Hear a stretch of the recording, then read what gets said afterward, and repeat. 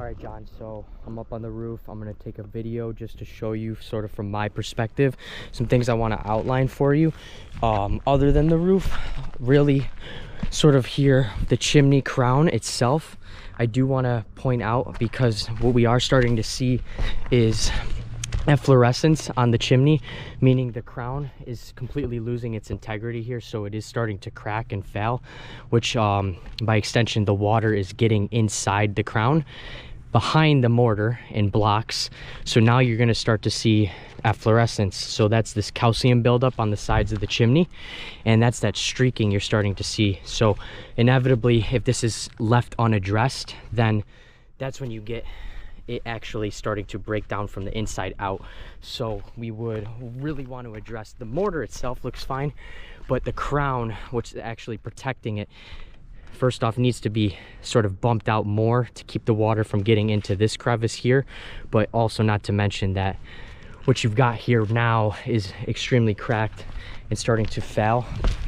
I will jump over onto the roof section of this now. I'm glad you pointed this out. I'm glad you let me come up here and take a look. So we have a lot of degranulation starting to happen, and when this happens, we have a lot of fiberglass matting exposed. But not only that, the shingles really get thin and brittle, so it allows the nails that have now rusted underneath to start to poke through, like you can see here. And this is sort of all around the roof, really on the ridge caps here. Come down here, and you can actually see in this valley here, we have a lot of those spots. So anywhere where you see a hole like this is areas where water can now get underneath the roof shingles and leaving the underlayment to sort of do all the work.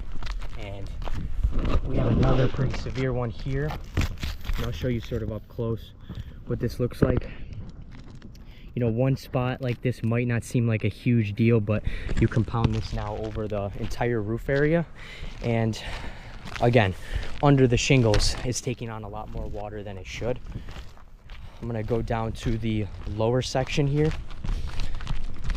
just so you can get a closer look at the gutter system and what we'll do here. So I'll jump down there after, but you can see these gutters are a lot more old than the previous ones below, and we actually have these original gutter spikes, and enough debris has sat in here for not a long enough period of time where it's weighed down these gutters. It's sort of dismantled the actual frame of them, and so what we'd want to do is change these. But then if we're going to add gutter protection, you want to make sure you have something that's going to go beneath the roofing, so it would go below this first rung of shingles. That way it's angled with the roof, and now debris can't sit on top of it, but it'll rather shed off. And I'll actually show you the design. It actually has a lip in it to catch the water, so the water doesn't fly off. But you want a nice balance between that. I will end off down here on the lower roof, sort of the same situation as we have on the main section, degranulation. And I want to show you up close to really drive home the point here so you can understand why this is a problem. So I'll put this up close, and you'll actually see anytime water is running down this slope and over these areas, you can start to see now how it just absorbs up wherever there's fiberglass matting exposed.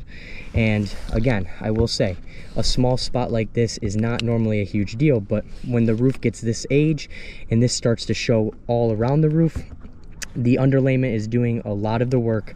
And when it's over 20 years old, you don't want to be relying on just that to protect your home.